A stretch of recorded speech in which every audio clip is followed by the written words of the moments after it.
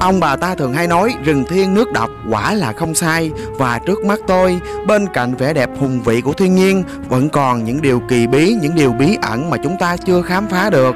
Hệ động thực vật vô cùng phong phú trên đỉnh núi, đặc biệt ngày nay vẫn còn những loài trăng, loài rắn nhỏ vẫn còn ngự trị ở trên những cái đỉnh núi, những hang động như thế này.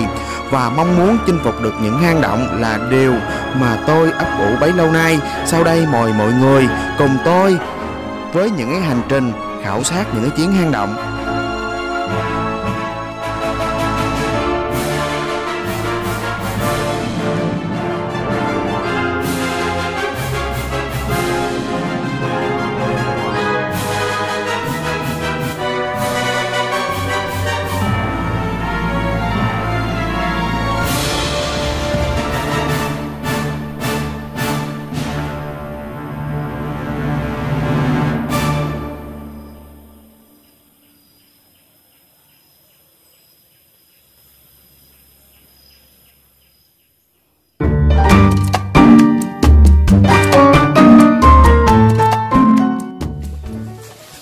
Rồi đi đi.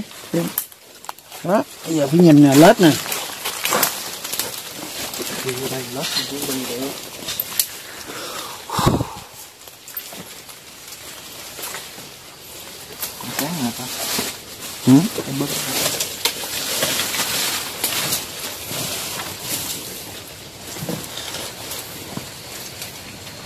À, leo lên qua bên đó đó hả? Là leo qua hang. Đây có khoai lang đây nè. Đi vô đây đã thì chút sao không có lan sang gì ta? Từ từ nếu từ từ mới vô được chứ. Không được cái đó một rồi sao em nhắm bước hay gì đó. Bảo.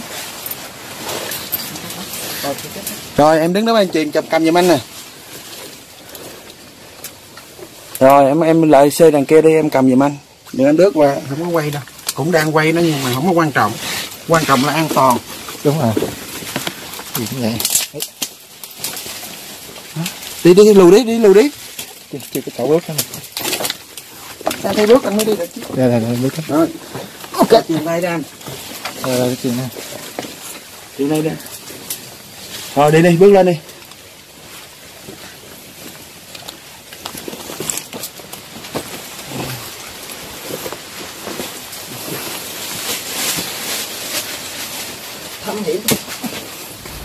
Xin chào tất cả quý anh chị em, thì chúng ta lại gặp nhau. Thì ngày hôm nay Vũ có chuyến khảo sát ở những cái hang động trên đỉnh núi.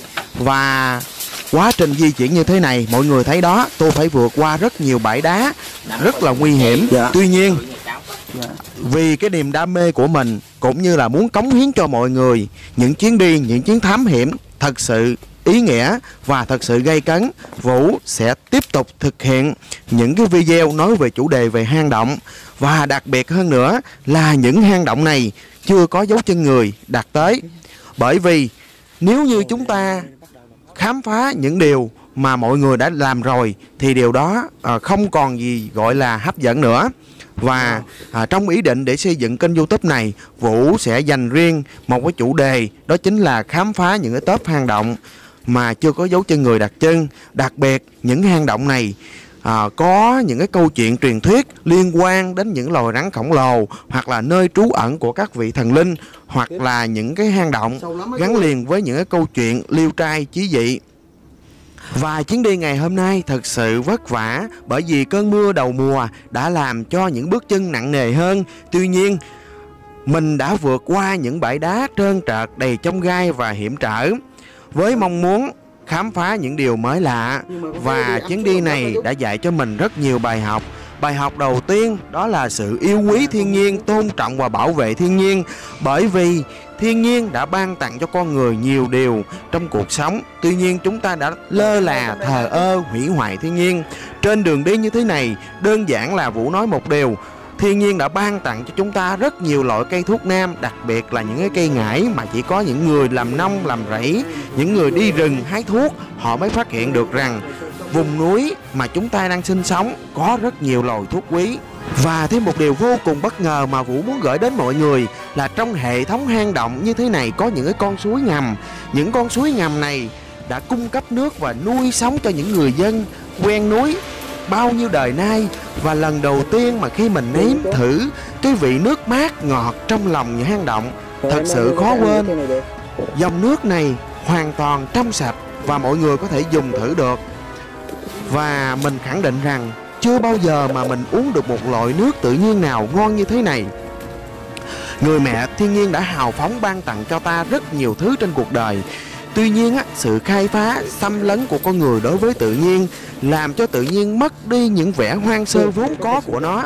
Nếu như một ngày kia chúng ta phá hết cái hệ thực vật trên đỉnh núi, thì những mạch nước ngầm này sẽ khô cạn, không còn bất kỳ dòng nước nào ở trong đây nữa. Thử hỏi, vậy ngọn núi này nó sẽ trở thành một ngọn núi khô cằn và chỉ còn là cỏ cháy.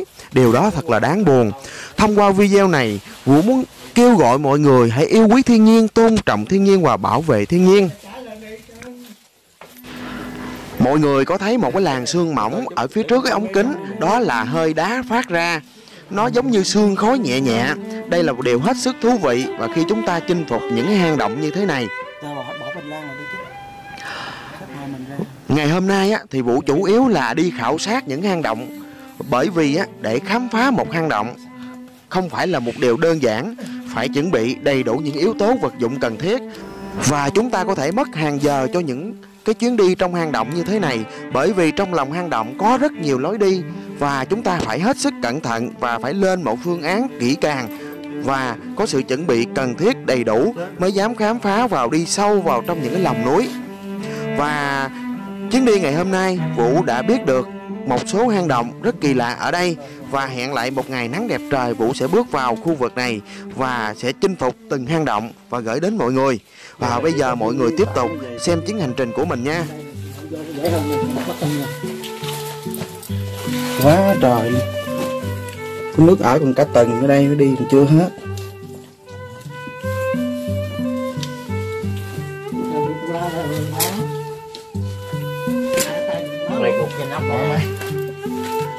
Hai tay dính cục đá này thôi. Bộ máy tôi đó. Cho ta cầm cái lượng là còn việc nó làm được. Trời ơi mày khác nó khác. Ôi quỳ lũ. Quỳ lũ nó không nổi. Đâu mà mình đi bì đó. Rồi đây. Cái đẹp á.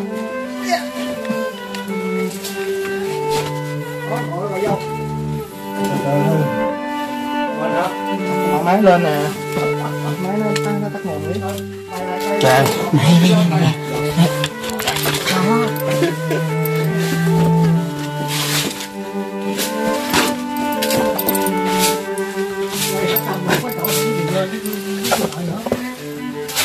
Bước lên đó.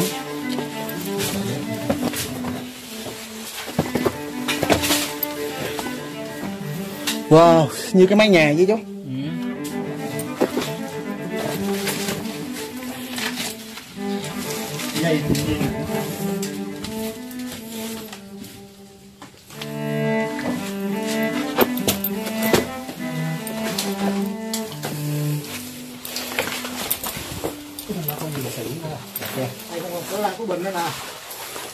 Đang bình yên nắng mình vui. Tắt hồ. Trong đây cần 15 phút cũng được, quay đúng 15 phút cũng được. Hồi nãy ta xách cái bình cái bịch đi theo đi. Chưa một hai dục bịch rồi, giờ lấy bỏ. Cầm theo chày chuộng lên mất bỏ đó đi. Chút xuống.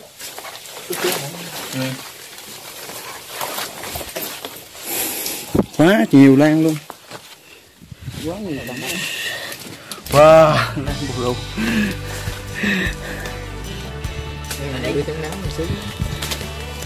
Thì tháng nắng mai mốt đi nữa.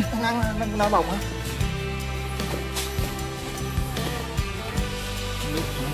Khiếp.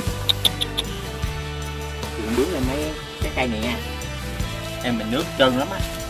Cây nó cây gì chú? Cây này cây như là cây mùng tơi.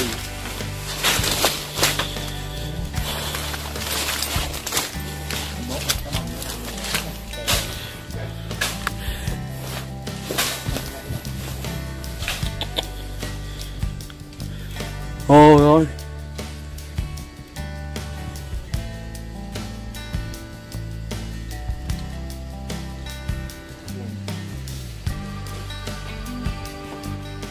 Quay cục đá này đỡ nè. Đó, đá này bởi ra nè.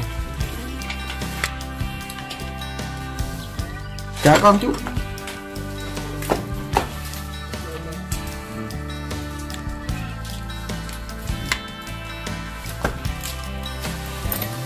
Wow, quá đẹp luôn Bảo ơi.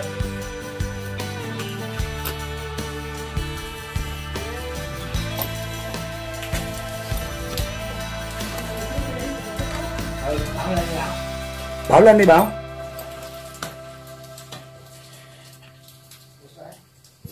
Thì để đó mình chút xuống.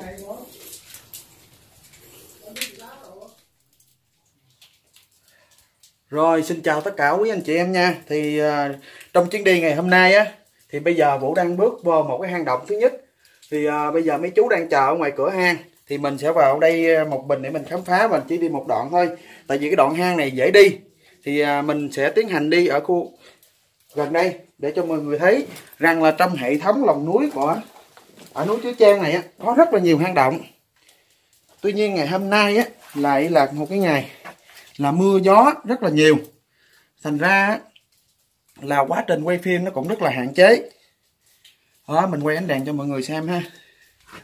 Đây phía sau lưng mình, đó là hệ thống lòng hang rất là cao rộng đẹp. Một trong những chuyến thám hiểm thật là tuyệt vời, là quên hết đi những cái muộn phiền hết, là mệt mỏi là quên hết luôn. Rồi mình sẽ hẹn lại là trong một cái chuyến vào một cái ngày mùa nắng hơn nữa, sẽ khám phá thêm nhiều cái hang động hơn nữa để cho gửi đến mọi người xem.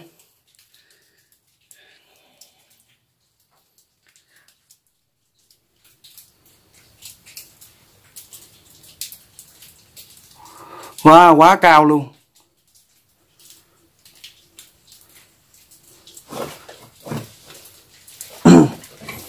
Lòng hang quá cao, quá sâu đẹp, và rất nhiều cái kẽ đá để bước lên. Đó.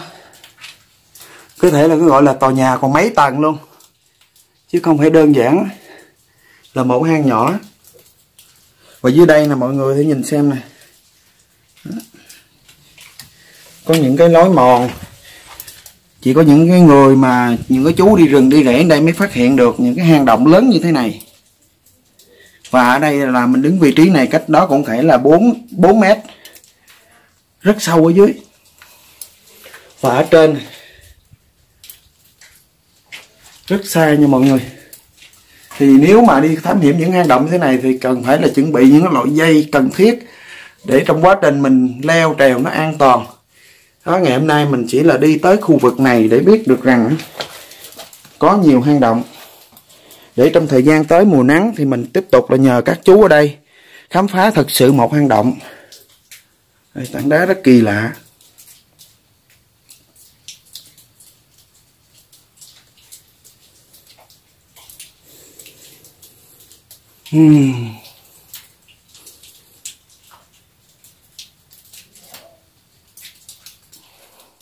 Nếu như trời mưa thì đứng ở khu vực này là hoàn toàn khô ráo luôn, không bị ướt luôn. Mọi người thấy tảng đá rất kỳ lạ nè, như địa hình núi đá rất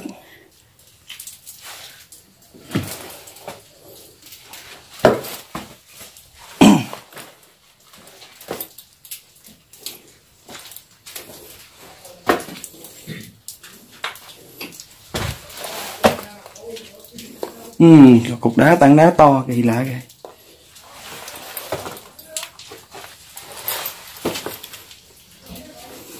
Quá rộng luôn á chú. Rộng lắm. Nó giống như cái tòa nhà trong này, đứng ngay đây nè chú. Nhìn lên là giống như tòa nhà 2 tầng nhé. Còn ở dưới nó sâu dưới, sâu hóm dưới luôn. Ồ. Vậy hồi xưa mới còn thú rừng. Có nước á. Rồi. Nước nó dễ tuột á. Dạ. Cái núi dài này cái cây nó ủng xuống ngày tháng mưa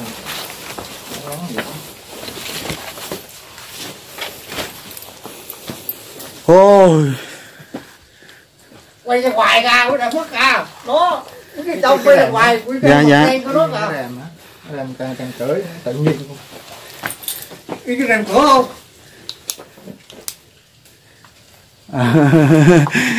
nó rèm cửa nó thấy chưa. Nói vậy đâu tạt rồi đâu. À. Chịu xuống rồi không tạt luôn á. Kỳ lạ ha. Cái rong rồi nè. Nó là giống như là một loại địa y lan. Ôi này, vậy là cái này nãy thông qua bên kia nè chú. Sâu hấm ở dưới luôn. Để liên kết với nhau mà.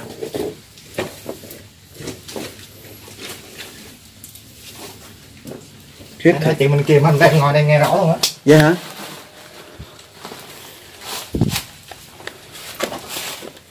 Liên tục. Được.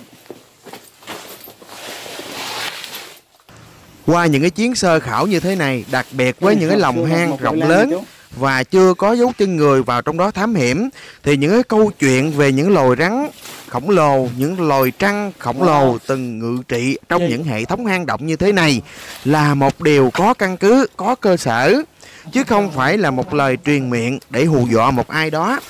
Và trong chuyến đi lần tới, tôi sẽ cố gắng khám phá một trong những cái hang rộng lớn nhất tại khu vực này để tìm kiếm những cái dấu tích về người xưa, xem họ có từng trú ngụ trong những hang động này hay không, hoặc là tìm lại những cái dấu tích về nơi trú ẩn của những loài trăng rắn khổng lồ để gửi đến mọi người.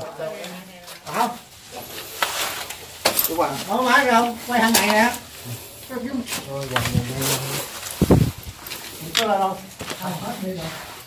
Lên cho ngày quay ngày. Ô trời, khủng khiếp.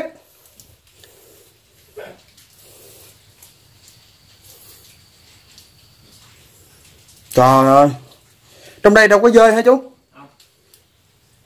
Dơi đâu có đâu. Dơi nó ở dưới động á.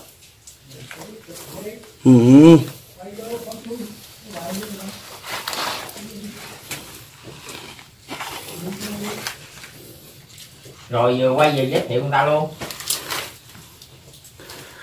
Động này đâu có tên nữa chú ha? Không. Trời ơi rộng. Mình đặt tên đi động núi thiên nhiên gì đó. Chú nói về chính xác cái dây nước rồi chú ha. Nó mục ha.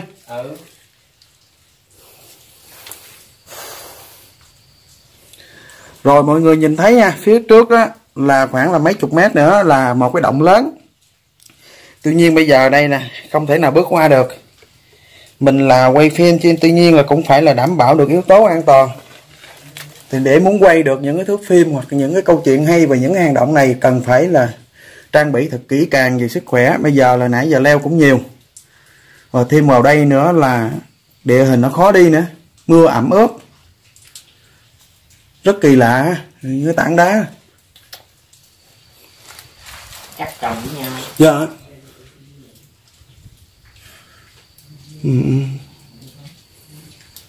Tảng đá nó có cái giống như con mắt á chú ha, lại ha. Ở này tòa nhà còn mấy tầng á chú? Nếu mà vô trong sâu trong núi luôn hả chú ha? Đúng rồi. Mà mình đi sâu quá không có không khí. À, đi sâu quá thì không có không khí. Đúng rồi.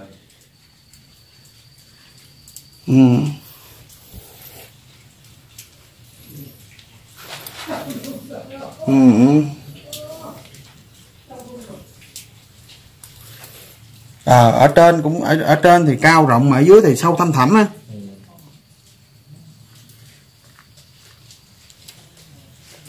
Cái này nếu mà mình muốn đi xuống sâu á là mình phải mang theo dây thừng. Dạ, nhưng mà cũng nguy hiểm chú. Mình mang theo dây thừng đó là mình buộc ở ngoài này nè. Dạ. Buộc ở ngoài mình cho cứng, bắt đầu là mình tăng mình đi. Dạ. Dây phải là chuyên dụng á, chứ không phải là dây tầm ấy đâu. Dây tầm thường không dám đi đâu. Dạ. Tại vì nó sẽ cọ vào đá đó.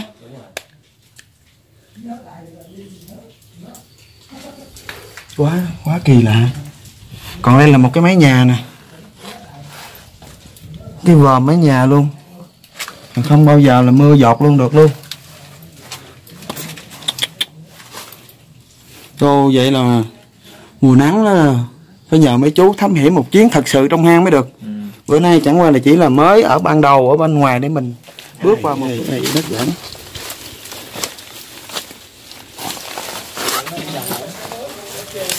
Dạ. Chú mấy ông rắn á là còn trong đây không chú? Còn sao nó nghe tiếng động nó chạy hết rồi.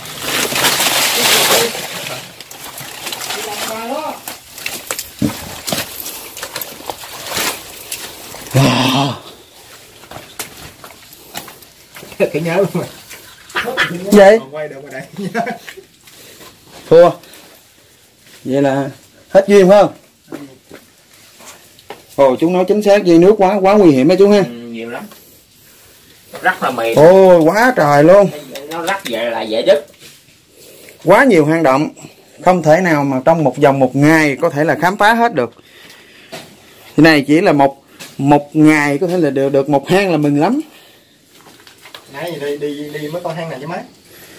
Anh đi được hang bên kia nữa, cũng như là một đi. Có như một. Nãy chứ đã sơ lược thôi, mình quay hang rồi nãy một. Quá đẹp. Mà vui mà. Không buồn nữa, hết quay đó. Từ từ em còn ở đây mà, hang vẫn còn ở đây chứ đâu chạy đâu nữa. Bữa nay mình quay không được thì bữa khác. Mùa nắng đi cho nó khỏe. Đi quay. Với chưa như mình không có mấy hang vô không? Hang chuột không có mà không biết chọn. Hang dơi á? Có, bên hang lùng. Wow, kỳ lạ, địa hình quá kỳ lạ. Một ngày là không thể nào đi hết được chú ha. Đúng rồi, đi hết được. Một hang, ý con nói một hang thôi á chứ đừng. Nếu mà nói đi nguyên một cái bãi đá này phải đi mấy ngày. Quá khủng khiếp. Bữa nay chú Đức cứ đi 10 hang luôn rồi. Một hang thôi em. Là thấy đuối. 10 hang là đi luôn á. 10 hang mà đi luôn á.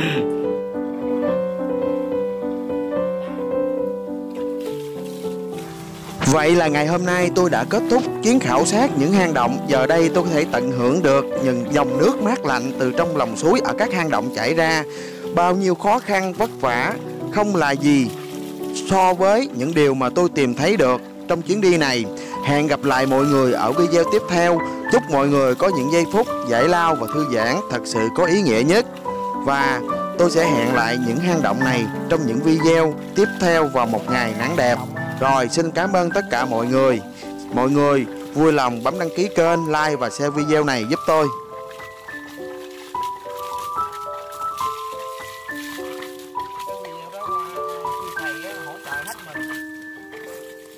Cái người đi theo mình lại là cái người có duyên làm mình hư cái video đó. Thì bây giờ cái gì cuộc đời này chỉ có một lần thôi. Giờ xin vô lại ông thầy đó cũng được mà.